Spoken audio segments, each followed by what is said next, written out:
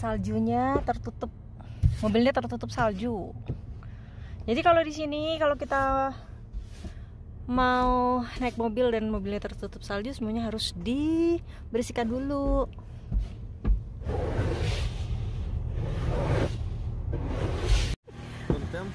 Konten.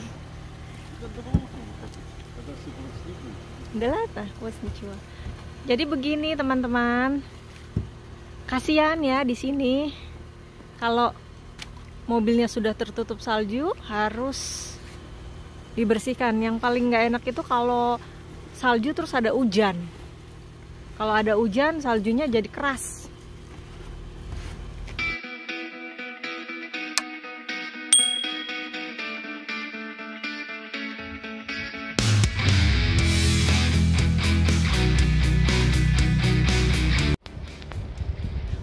Privet, hai, jumpa lagi dengan saya Susan Vladimir di Rusia.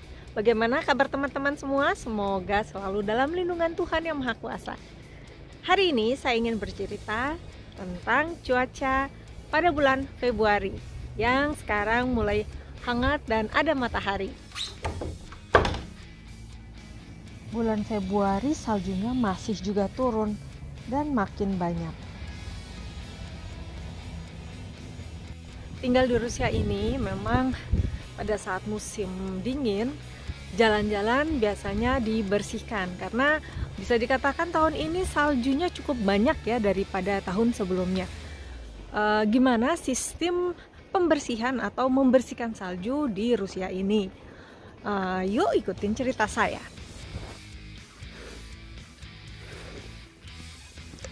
Moskow diselimuti salju. Bukan pemandangan yang aneh, setiap musim dingin, penduduk kota Moskow akan menyaksikan pembersihan pembuangan salju.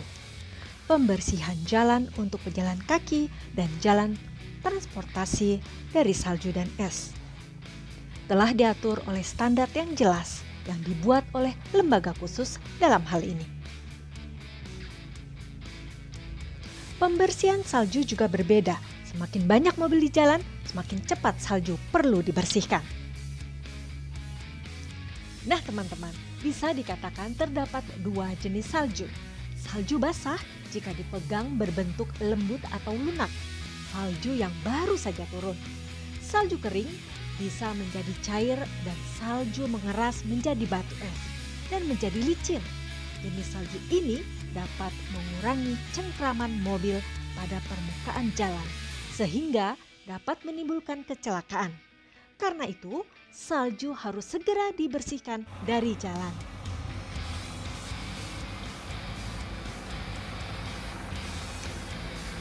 Di Rusia terdapat beberapa kategori jenis jalan.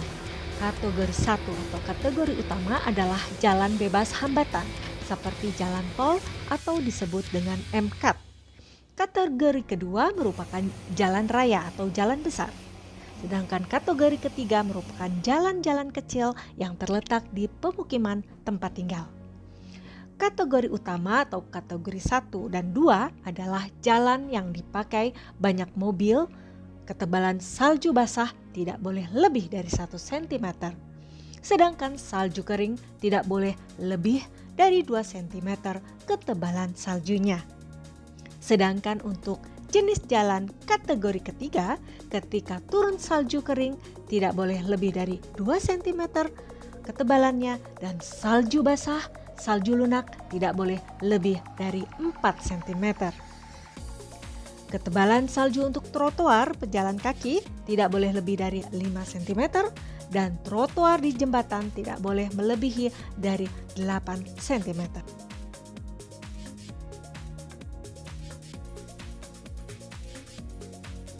Biasanya ketika salju mengeras, jalan-jalan trotoar akan ditebar pasir atau kerikil.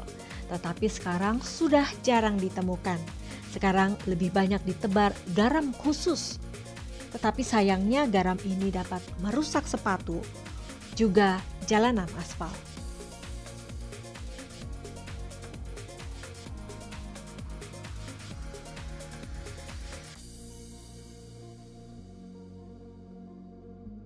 Nah teman-teman, pada abad ke-19 ketika Kekaisaran Rusia Alat transportasi umum di musim dingin adalah kereta luncur 3 kuda yang diikatkan. Salju tidak dibersihkan, tetapi menjadi jalan. Mobil pembersih salju muncul pada era Uni Soviet pada dekade pertama pasca Perang Dunia. Adalah langkah awal memindahkan salju dari jalan raya ke trotoar. Kendaraan pertama diproduksi pada tahun 1946 dan 2 tahun kemudian diproduksi lagi. Bahkan membangun 2 pabriknya pada tahun 1956 dan mulai merakit mobil pembersih salju dengan mesin yang sudah dimodernisasi. Ketika tahun 1956, rekor salju terbesar di Rusia. Ratusan ton salju dibuang ke Sungai Moskow dan Sungai Yauza tiap hari, sungai-sungai di tempat yang tidak membeku.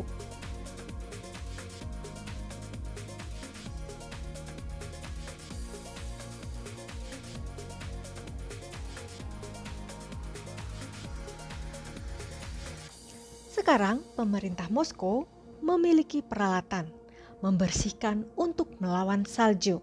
Ada 18.000 unit peralatan dan sekitar 60.000 orang yang bekerja setiap hari, khusus pada hari-hari bersalju seperti sekarang ini. Dan sejak tahun 2011, semua konsekuensi hujan salju harus segera dibersihkan dalam waktu 7 hari.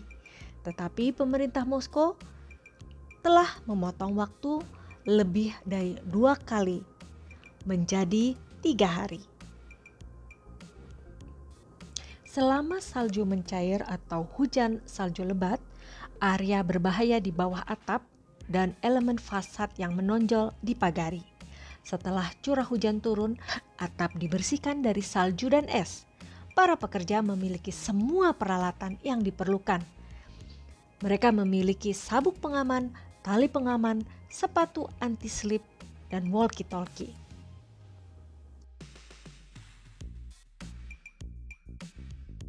Sebelum turun salju, saat musim dingin setiap hari Biro Hidrometeorologi wilayah Moskow akan memberikan laporan cuaca agar mengetahui sebelumnya tentang kemungkinan turun salju. Informasi ini dikirim 1 hari ke depan dan di seluruh Moskow perakiraan awal dibuat untuk 5 hari ke depan. Pada saat salju turun, pekerjaan dilakukan setelah badai salju selesai. Bahkan terkadang saat hujan salju, peralatan penyapu khusus bergerak ke jalan-jalan kota. Mobil-mobil khusus yang membersihkan area pejalan kaki. Begitu juga setelah salju turun, jalan-jalan dan tempat parkir dibersihkan.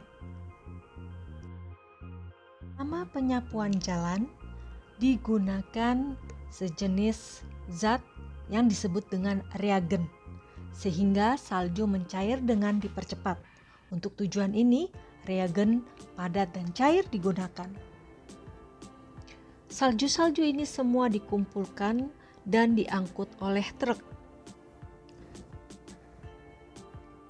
Salju itu dibawa ke stasiun pencairan salju yang ada di 56 di Moskow. Stasiun-stasiun itu ada di semua distrik, kecuali di sentral. Selain itu, ada 145 lebih pencairan salju keliling. Total produktivitas mereka mencapai 550.000 meter kubik per hari. Satu stasiun pencairan salju mampu menangani hingga 400 truk pembuangan salju per hari. Salju diturunkan di tempat yang dilengkapi peralatan khusus tentunya.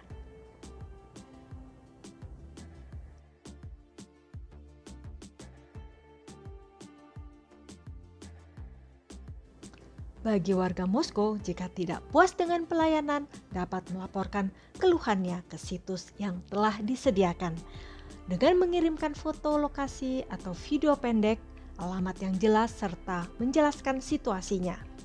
Atau pilih dengan kategori permasalahan, Terdapat 10 topik masalah yang biasanya sering ditemukan.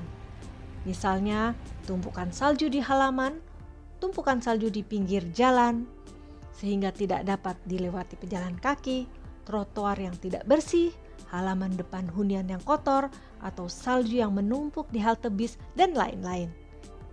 Dan petugas akan segera datang.